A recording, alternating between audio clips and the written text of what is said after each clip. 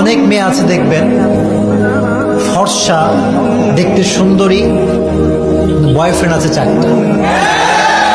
কিন্তু যুবক যে তারা দেখে, মানে তার প্রতি সে খুবই অ্যাট্রাকটিভ, তারা যখন দেখে ফেলে, বয়ফ্রেন্ড 4টা হোক 8টা হোক, বলে ইসকো शादी करके ही रहेंगे, कोई फायदा नहीं है, 4 हो या 8 हो, लेकिन शादी करके ही रहेंगे। আরেকজন মেয়ে, এই খুব ভালো করে শুনবেন, আরেকজন মেয়ে চামড়া সাদা না, কালো বা শ্যাম বর্ণের, মেয়েটা খুবই সুন্দরী না, কিন্তু ক্যারেক্টারটা ভালো, চরিত্র ভালো, দেখতে সুন্দরী না, আটা ময়দা মাখে না, খুব ভালো একজন মেয়ে।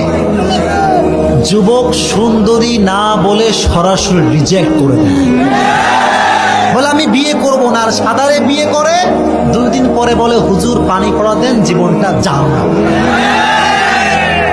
কথা কি অবাস্তব না বাস্তব?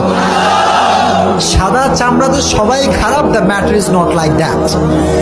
আমার মেসেজটা হচ্ছে চরিত্রবান হবে যে বউ হবে সে, চরিত্রবান হবে না যে সাদা চামড়া হলেও বউ হবে না সে।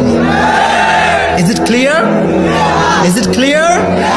এটা মনে থাকবে তো ইনশাআল্লাহ। আল্লাহ তোমাদেরকে বোঝার তৌফিক দান করুন। আমিন।